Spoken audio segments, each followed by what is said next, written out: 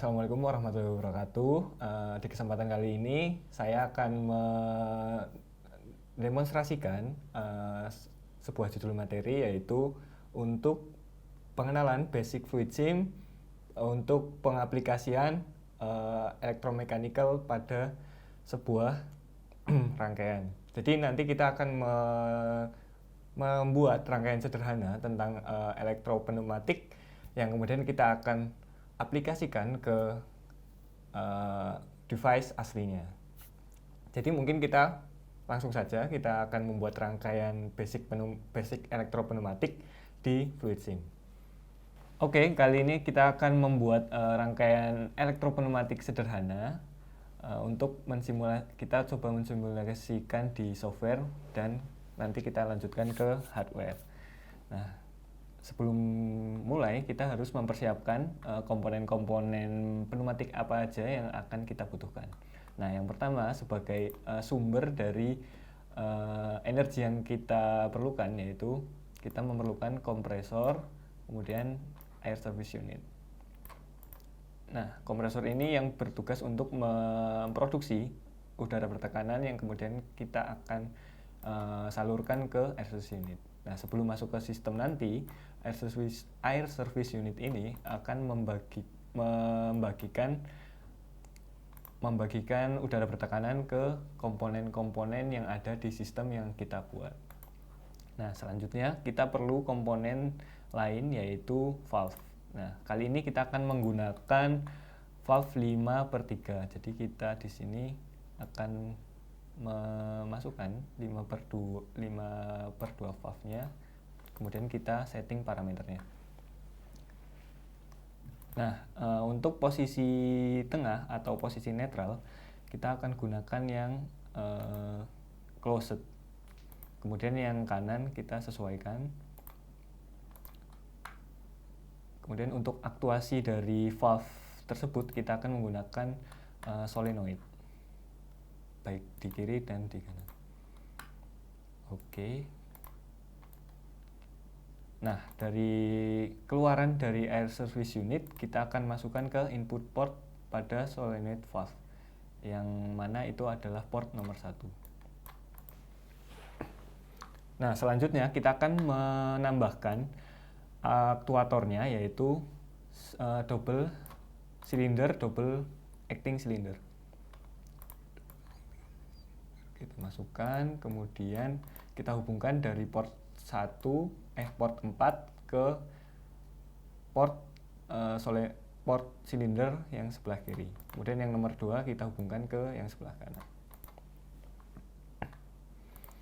Oke, rangkaian pneumatik sudah kita persiapkan. Kemudian untuk aktuasi atau kontrol dari solenoid valve ini kita akan membuat rangkaian electricalnya.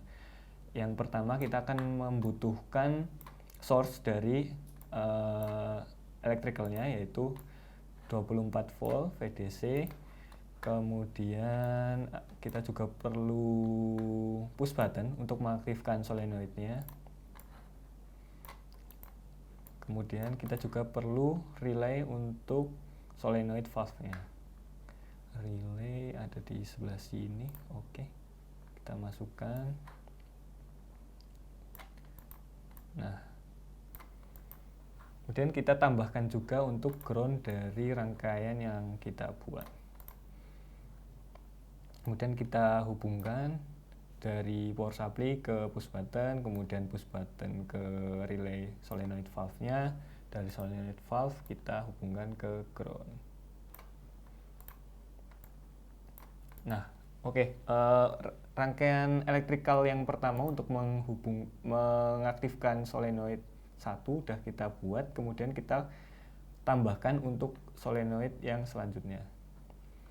Kita tambahkan push button, kemudian kita tambahkan juga relay solenoid valve-nya. Oke, kemudian kita hubungkan ke sumber, kita hubungkan ke ground.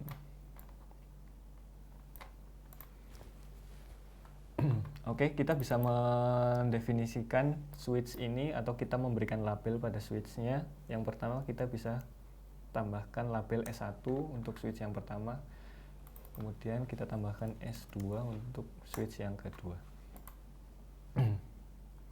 Oke, selanjutnya mungkin kita bisa coba rangkaian yang sudah kita buat ini, kita simulasikan apakah sudah sesuai dengan keinginan kita atau belum.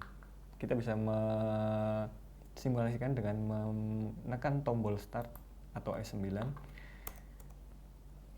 Nah, kita aktuasikan switch yang pertama harusnya akan mendorong solenoid kemudian silinder akan bergerak maju. Nah, di sini kita belum sesuai dengan apa yang kita mau. Jadi ada beberapa kekurangan atau salah input. Yang pertama adalah kita belum menentukan ketika kita menekan tombol S1 itu apa yang akan kita aktifkan. Nah, di sini kita akan mengaktifkan solenoid yang sebelah kiri dengan menekan tombol S1. Maka kita perlu definisikan relay yang ini. Kita asumsikan relay yang ini itu dengan label 1V1 misal. Nah, itu akan mengaktifkan yang solenoid sebelah kiri. Kita double klik, kita beri label sesuai dengan yang tadi 1V1. Oke, yang selanjutnya sebelah kanan juga kita beri label 1V2. 1V2. Oke, dengan ini kita bisa mensimulasikan ulang rangkaian yang kita buat. Nah, jadi ketika kita menekan tombol S1, harusnya pneumatik silinder ini akan maju ke depan jika rangkaian yang kita buat sudah sesuai. Oke, kita tekan saja. Nah, ini sudah sesuai, maju. Kemudian ketika kita menekan tombol S2, harusnya silinder akan bergerak mundur. Oke, sesuai.